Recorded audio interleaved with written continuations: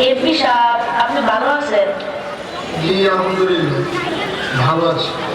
আপনি ভালো আছেন? ভালো ভালো আছি। আমি আপনার কাছে আসছিলাম একটা দরকারে। ওটা কি লাগবে আপনার বলুন। বয়স্ক ভাতা কাজ করে দিব। আমি তো বয়স্ক ভাতা পাই। তাহলে ন্যায্য মূল্যের কাজ করে দিব। ন্যায্য মূল্যের কাজও তো মেম্বারে আমারে কইরা দিছে। আলহামদুলিল্লাহ আমি সবই পাই। ঘর লাগবে, আপনাকে একটা ঘর দিয়ে দিই। না না, আমার ঘর লাগবো না।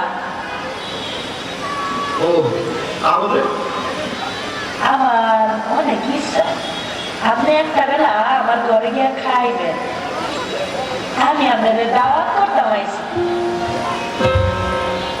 এক মুহূর্তের জন্য সবাই নিস্তব্ধ হয়ে গেল। এমপি মহোদয় কি জবাব দেবেন? তিনি বলে উঠলেন, ঠিক আছে যাব।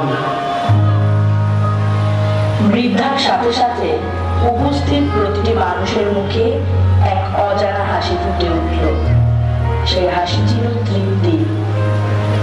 সেই হাসি ছিল প্রিয় নেতার প্রতি আরো একবার বিমোহিত হওয়ার গল্প। দাওয়াতের দিনটিতে ঝুম বৃষ্টি। মানুষ ঘর থেকে বেরিয়ে হতে পারছে না, কিন্তু আলহাজ নজরুল ইসলাম বাবুর কাজ তো থেমে থাকে না।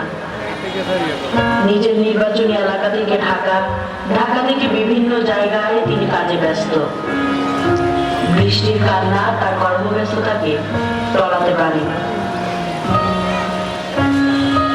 যখন তার কর্মব্যস্ততা রাতের দিকে একটু কমে আসলো, প্রিয় নেতা তখন ঢাকায়, প্রায় অনেক রাত।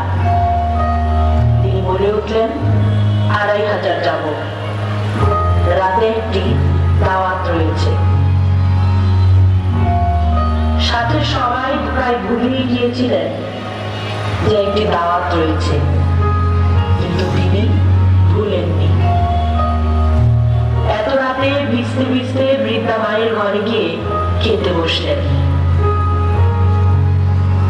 মাছ আর ভাত,